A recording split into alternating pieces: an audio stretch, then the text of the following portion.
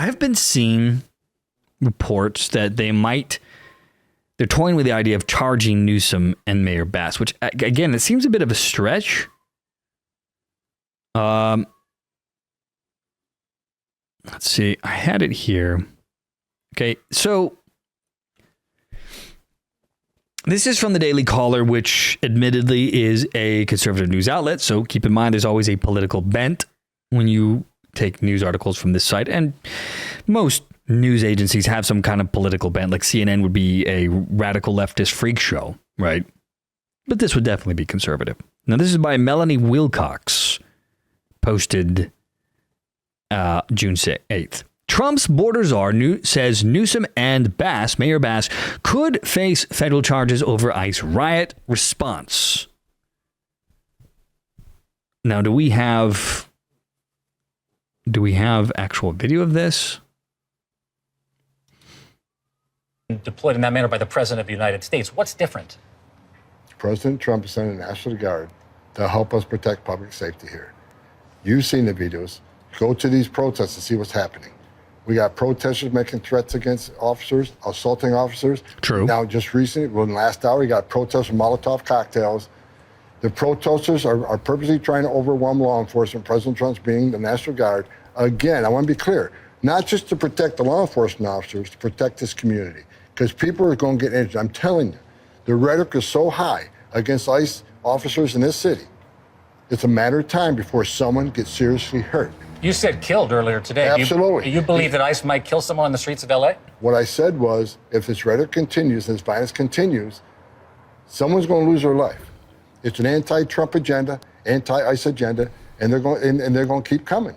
But we got help coming, and we're going to do our job, and we're going to continue doing that job.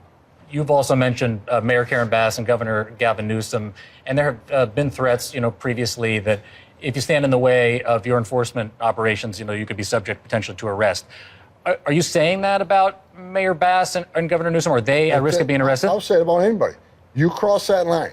It's a felony to knowingly harbor and conceal an illegal alien. It's a felony to impede law enforcement from doing their job. Do you think that the mayor of LA is doing that? If she crossed that line, we'll ask the DOJ to prosecute. Do I think she's crossed the line? I don't think she's crossed the line yet. But I'm telling you, the warning we're sending is we're not going to tolerate people attacking our officers. Essentially. So it looks like the title here is a bit of a misrepresentation. It's technically correct, but they're saying they could if they impede, not that they were. So let's see if they can explain themselves here.